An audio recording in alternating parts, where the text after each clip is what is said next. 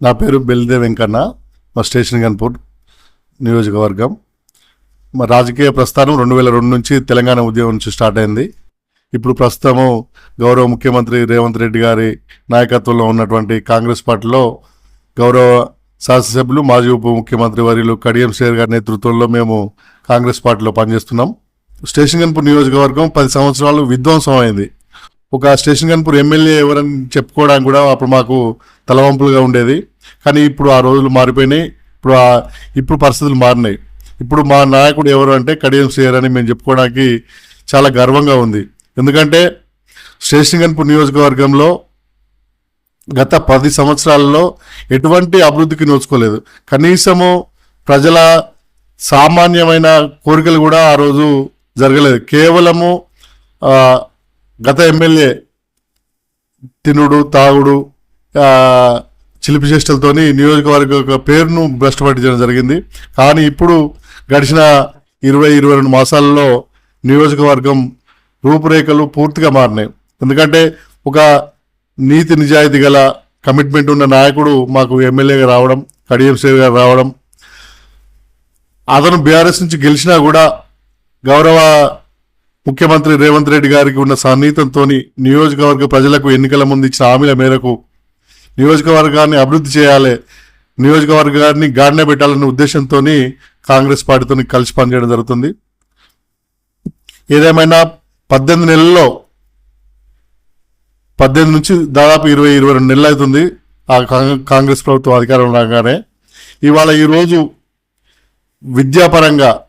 విద్యాపరంగా station గన్పూర్కు degree college అనేది 10 సంవత్సరాల నుంచి ప్రతి సంవత్సరం కలగా ఉండేది. డిగ్రీ కాలేజ్ శాంక్షన్ అయ్యి ఈ సంవత్సరం తరగతులు ప్రారంభమైనాయి. అదేవిధంగా రాష్ట్రంలో ప్రకటించినటువంటి యంగ్ ఇండియా స్కూళ్ళు స్టేషన్ గన్పూర్ నియోజకవర్గానికి ఆల్రెడీ మంజూరు చేయడం జరిగింది. గౌరవ ముఖ్యమంత్రి గారికి ధన్యవాదాలు చెప్తున్నాం. అదేవిధంగా యంగ్ ఇండియా స్కూల్ ప్రస్తుతము టెండర్ దశలో ఉంది. అది టెండర్ ఫైనలైజ్ కాగానే పనులు కూడా ప్రారంభమవుతాయి. వైద్యపరంగా స్టేషన్ గన్పూర్కు చాలా అభివృద్ధి చెందిందని చెప్పుకోవాలి. 22 మాసాలలో 100 బెడ్ హాస్పిటల్ సుమారు 47 కోట్లతో 100 బెడ్ హాస్పిటల్ మంజూరైంది. నిధులు మంజూరైనాయి, టెండర్ కంప్లీట్ అయింది, పనులు ప్రారంభమవుతున్నాయి, పనులు నడుస్తున్నాయి.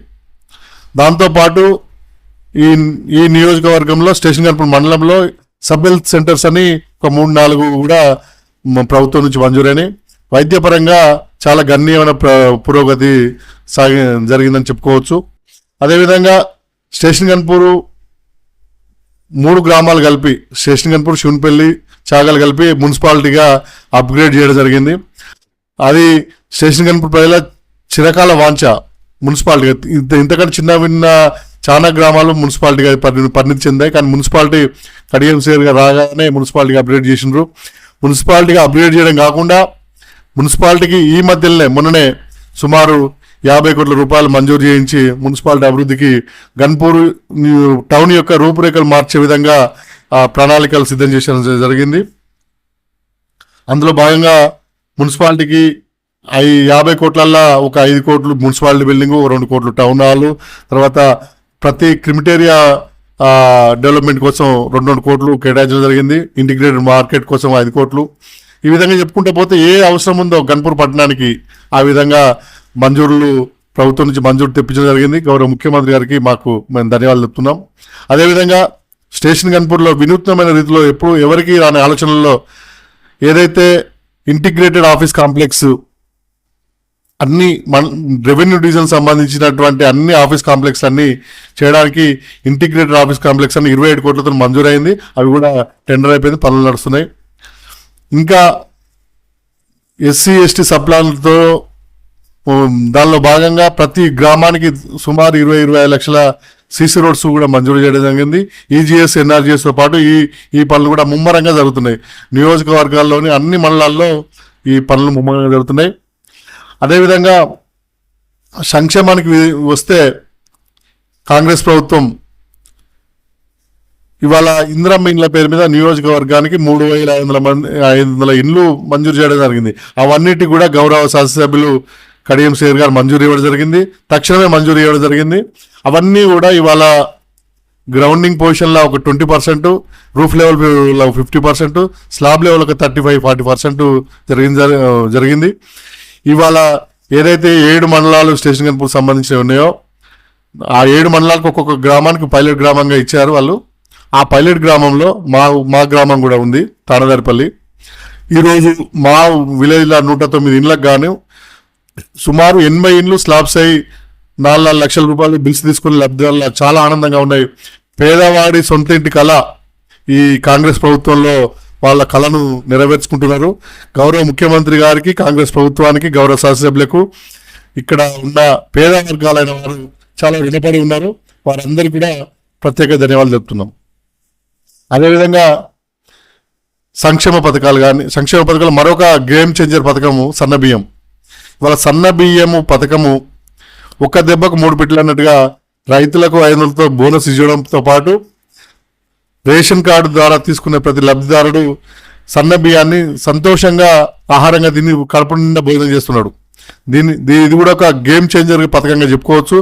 దాంతోపాటు ఈ సన్న బియ్యం పథకంలో రైతులకు బోనసు, లబ్ధిదారులకు కడుపు నిండా ఆహారంతో పాటు తెలంగాణలో సుమారు అతిపెద్ద పరిశ్రమ అయినటువంటి రైస్ మిల్ పరిశ్రమ కూడా చేతి నిండా పని కల్పిస్తున్నారు.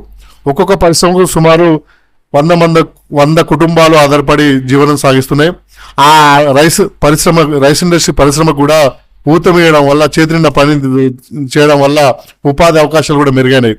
అంటే ఒక పథకం ద్వారా ఇంత లబ్ధి జరిగింది.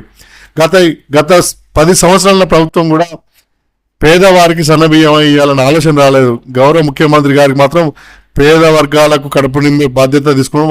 అతనికి చాలా మంచి జరుగుతుందని మేము ఆశిస్తున్నాం. ఈరోజు హాస్టళ్లలో కానీ, మిడ్ డే మీల్స్ కానీ, పాఠశాలలో కానీ పిల్లలు భోజనం ఎంత మంచిగా చేస్తున్నారంటే సన్న బియ్యంతో. గతంలో పురుగుల అన్నము, తర్వాత దొడ్డు బియ్యం తినలేక పిల్లలు అవస్థలు పడి అనారోగ్యం పాలై ఉండేవాళ్ళు. కానీ ఈరోజు సంతోషంగా ఒక ధనికులు అయితే ఏ విధంగా సన్న బియ్యం భోజనం చేస్తారో అదే బియ్యాన్ని ఇవాళ పిల్లలు, స్కూల్ విద్యార్థులు తింటున్నారు. అంటే వాళ్ళకు కూడా పిల్లల భవిష్యత్తు దృష్టిలో పెట్టుకొని మంచి పథకం కూడా చెప్పవచ్చు. అదేవిధంగా గత 10 సంవత్సరాలు ఒక్క రేషన్ కార్డు కూడా గత ప్రభుత్వం ఇవ్వలేదు. ఇవాళ ఎవరైతే అర్హులైతే ఉన్నారో అప్లై చేసుకున్న ప్రతి ఒక్కరికి రేషన్ కార్డు ఇచ్చే సంకల్పం ప్రభుత్వం తీసుకున్నది. ఉదాహరణకు మా విలేజ్లో 151 మంది రేషన్ కార్డుకి అప్లై చేసుకుంటే అడిషన్స్ కానీ, కొత్త వారు కానీ, కొత్త కుటుంబం పెళ్లి చేసుకున్నవారు కానీ, వారందరికి 150 మంది అప్లై చేసుకుంటే 150 మందికి రేషన్ కార్డ్స్ ఇచ్చిన ఘనత కూడా కాంగ్రెస్ ప్రభుత్వాన్ని. అదేవిధంగా రేషన్ కార్డు ఇవ్వడంతో పాటు సెప్టెంబర్ నెల నుంచి వాళ్ళకి కూడా సన్నబియ్యం ఇవ్వడం జరుగుతుంది. ఈ రేషన్ కార్డు ద్వారా చాలా ప్రజల మంచి ఒక సానుకూలమైన సంకేతం వచ్చింది. గత 10 సంవత్సరాలు ఎన్నిసార్లు అప్లై చేసుకున్నా కూడా ఒక రేషన్ కార్డు రాలేదు. అదేవిధంగా ఇంకా చాలా పథకాలు ఉన్నాయి. గత ప్రభుత్వం నుంచి కంటిన్యూ అయినటువంటి 24 గంటల కరెంటుతో పాటు నాణ్యమైన విద్యుత్ ఇస్తూ, గృహ అవసరాలకు గృహజ్యోతి ఇస్తూ, తర్వాత ఏదైతే పేదలకు అవసరం ఉన్నదో సంక్షేమ పథకాలకు ఇంత పెద్ద ఎత్తున సంక్షేమ పథకాలు అమలు చేస్తున్న ప్రభుత్వం కాంగ్రెస్ ప్రభుత్వం. కాంగ్రెస్ అంటేనే పేదల ప్రభుత్వం, కాంగ్రెస్ అంటేనే బలహీన వర్గాల ప్రభుత్వం. సార్, మరి మీరు ఇచ్చిన హామీలు అమలు చేయట్లేదని చెప్పేసి ప్రతిపక్షాలు తీవ్రంగా విమర్శిస్తా ఉన్నాయి. మరి ఎంతవరకు మీరు ఇచ్చిన హామీలు అమలు? కాంగ్రెస్ పార్టీ గత ప్రభుత్వం ఎన్నికల ముందు 6 గ్యారెంటీలు అని చెప్పి ప్రజలలో తీసుకుపోయి పెద్ద ఎత్తున తీసుకుపోయి వాళ్ళు ఓట్లాడడం జరిగింది. ఇవాళ 6 గ్యారెంటీల అమల్లో భాగంగా రైతులకు సంబంధించిన బోనస్ ఇస్తున్నారు. రైతులకు సంబంధించిన ధాన్యం మొత్తం కొనుగోలు సెంటర్ల ద్వారా కొనుగోలు చేస్తున్నారు. మహిళలకు సంబంధించి ఫ్రీ బస్ ఇస్తున్నారు. మహిళలకు సంబంధించి 500 రూపాయల గ్యాస్ సిలిండరు ఇప్పటికే అమలవుతున్నది. దాదాపు ప్రతి గ్రామంలో ఉన్న ప్రతి మహిళ కూడా 500 రూపాయల గ్యాస్ సిలిండరు క్లెయిమ్ చేస్తున్నారు. గృహజ్యోతి పథకం కింద దాదాపు గ్రామాల్లో అన్ని కుటుంబాలు కూడా కవర్ అవుతున్నాయి. ఏదో ధనికులు తప్ప మిగతా అన్ని కుటుంబాలు కూడా కవర్ అవుతున్నాయి. తర్వాత ఫ్రీ బస్ ఫుల్ సక్సెస్ అయిపోయింది. మన పథకం చూసి పక్క రాష్ట్రాలు కూడా ఇంప్లిమెంట్ చేయడం జరుగుతుంది.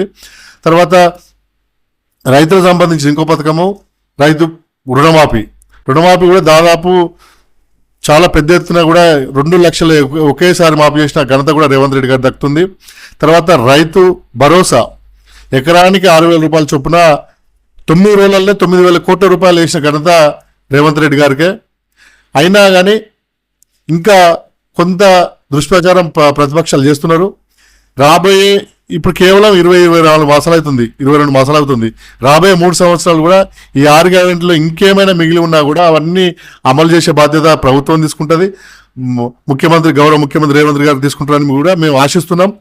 తప్పకుండా కాంగ్రెస్ ప్రభుత్వం అంటేనే పేదల ప్రభుత్వం, కాంగ్రెస్ ప్రభుత్వం అంటేనే బడుగు బలహీన వర్గాలకు సంబంధించిన ప్రభుత్వం అని మేము భావిస్తున్నాం. సార్ మరి త్వరలో స్థానిక సంస్థల ఎన్నికలు వస్తూ ఉంటాయి. మరి ఈసారి ప్రజా తీర్పు ఏ విధంగా ఉండే అవకాశం? కాంగ్రెస్ ప్రభుత్వం రాష్ట్రంలో ప్రతిష్టాత్మకంగా కులగణన చేపట్టింది. కులగణన ద్వారా ఏ కులం ఎంత జనాభా ఉందో వారి నిష్పత్తి ప్రకారం రిజర్వేషన్లు కేటాయించాలని చెప్పి శాస్త్రీయబద్ధంగా దేశంలోనే తొలిసారిగా ఆదర్శవంతంగా తెలంగాణ ప్రభుత్వం గౌరవ ముఖ్యమంత్రి గారు చేపట్టడం జరిగింది. ఆ కులగణన రిపోర్ట్ ఆధారంగానే బీసీలకు 42% రిజర్వేషన్ ఇవ్వాలని చెప్పి వాళ్ళు నిర్ణయించడం జరిగింది. అసెంబ్లీలో తీర్మానం కూడా చేయడం జరిగింది, చట్టం కూడా చేయడం జరిగింది. ఆ చట్టాన్ని ఇవాళ గవర్నర్ గారు ఆపడం కానీ ఇవన్నీ కూడా కొంచెం ఏం బాగలేదు.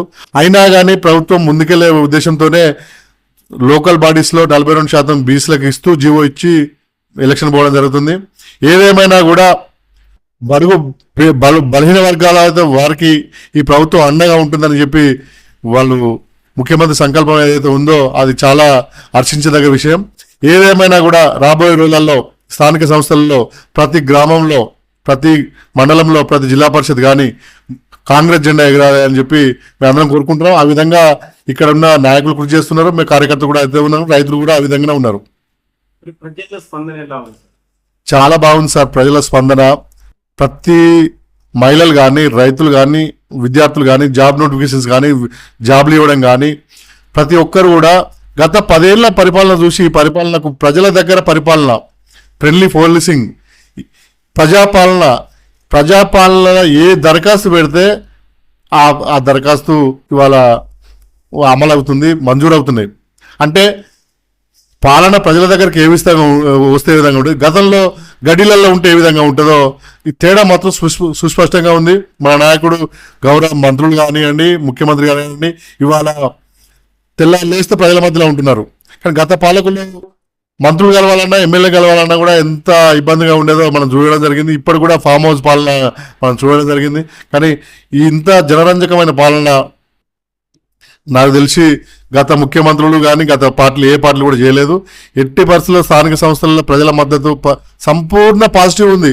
సంపూర్ణంగా ప్రజల మద్దతు కాంగ్రెస్ పార్టీగా ఉంది.